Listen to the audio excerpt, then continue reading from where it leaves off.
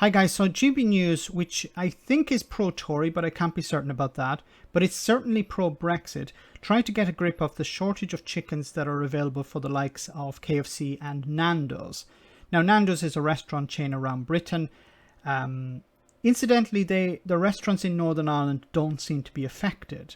Anyway, because GB News is pro-Brexit, they attempt to defend Brexit from blame here by once again suggesting it's the Pingdemic. Yes, the dreaded Pingdemic, that's the culprit here. Anyway, let's hear what they had to say.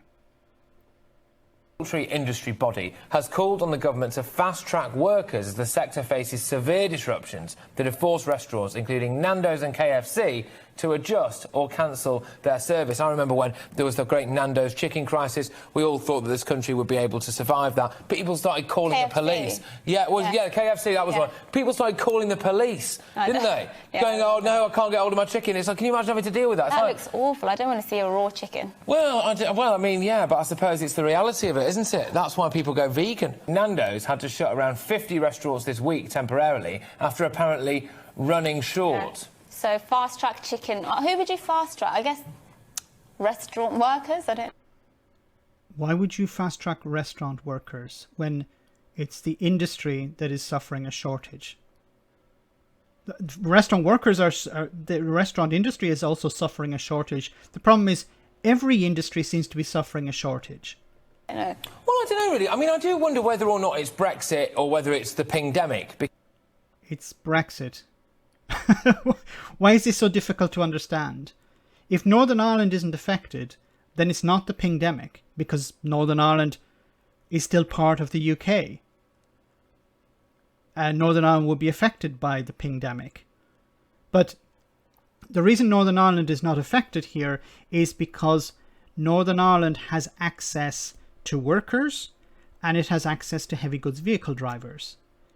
The problem in Great Britain is that because freedom of movement has ended, and most of the workers in factories producing these chicken products were from the European Union, and they're no longer available, there's a shortage. And of course, the heavy goods vehicle drivers were mainly European, and they're not coming back to Britain. That's why there's a shortage there. We're talking about a shortage of 100,000 drivers. Now, you can blame the Pingdemic all you want, but you're missing the point here. Because I feel like it's the Pingdemic. You can't blame everything on Brexit, can you? Surely.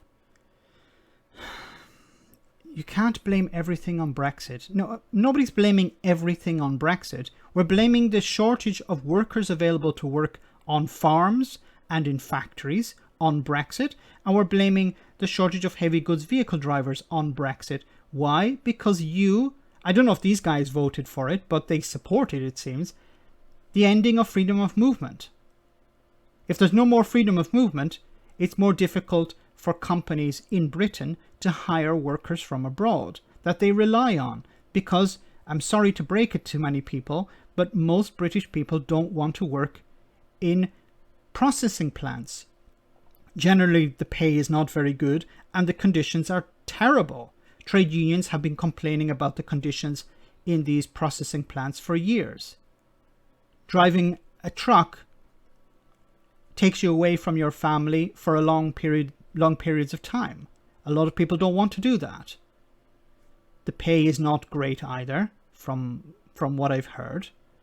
So most British people don't want to do that. So what do these people not understand? You wanted freedom of movement to end, but you still want your chickens.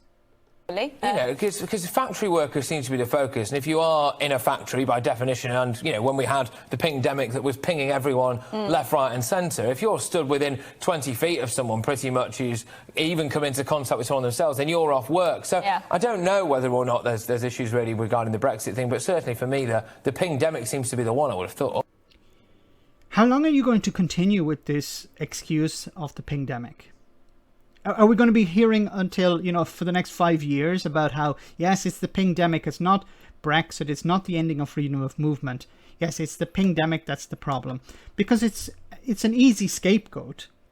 It's a useful scapegoat. It keeps the government off the hook. It keeps Brexit off the hook. It protects Brexit. when will these people realize, unless, you know, these people who are presenting this show actually do understand reality, but they're paid by GB News to convince the public that it's the Pingdemic, not Brexit, that's the problem. Remember, you voted for sovereignty. You voted to take back control of your money, your rules, your borders. So we can't blame Brexit. Brexit is perfect. If your starting point is Brexit is never to be blamed, then you're never going to blame Brexit. You're going to find some other excuse. Blame the European Union for being too strict. Blame the Pingdemic because it's useful. Blame Ramoners. Blame the Labour Party. Blame whoever. Angela Merkel, for example. That's what they'll do. If your position, remember, if your position is Brexit can never be blamed, then you'll never blame Brexit. Let me know in the comments section, guys, what you think about all of this. As always, your comments are greatly appreciated. Thanks a lot.